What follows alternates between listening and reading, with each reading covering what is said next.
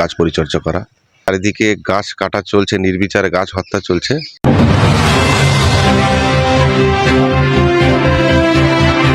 নমস্কার, আমি এই মুহূর্তে আছি বজবজ ১ নম্বর ব্লকের বুইতা পঞ্চায়েতের অন্তর্গত মিঠাপুকুর শক্তি সংঘ ক্লাবের কাছে।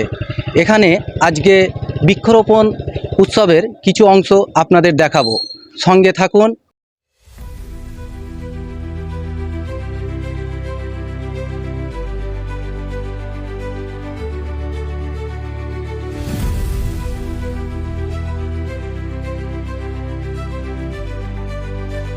সারফুদ্দিন মল্লিক, বর্তমান শক্তি সংঘ ক্লাবের সেক্রেটারি।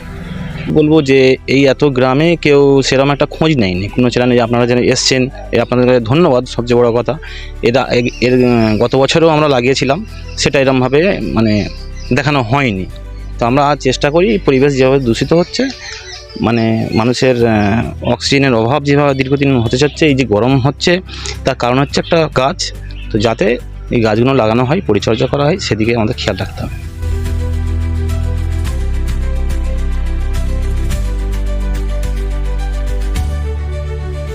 আমার নাম গোলাম মহিউদ্দিন, পেশায় একজন ইঞ্জিনিয়ার।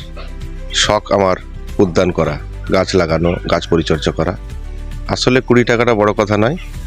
যেভাবে চারিদিকে গাছ কাটা চলছে, নির্বিচারে গাছ হত্যা চলছে, আমরা সমাজকে এই বার্তাটা দিতে চাই যে যে গাছগুলো আছে সেগুলোকে রক্ষণাবেক্ষণ করা হোক, তাদেরকে বাঁচানো হোক।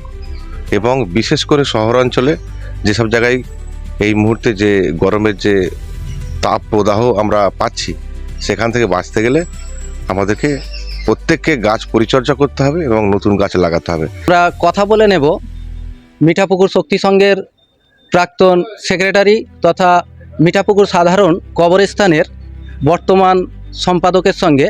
তারা আজকে যে গাছগুলি লাগিয়েছে সেই সম্পর্কে কিছু কথা আমরা জেনে নেব। কাকা, আজকে এই যে গাছ লাগালেন, পরবর্তী প্রজন্মের জন্য আপনি কি বলবেন? প্রথমে বলি, আমার নাম শেখ জাকির হোসেন। এখন যা অবস্থা বিলুপ্ত হয়ে যাচ্ছে, তার জন্য গাছ পরিচর্যা করা উচিত।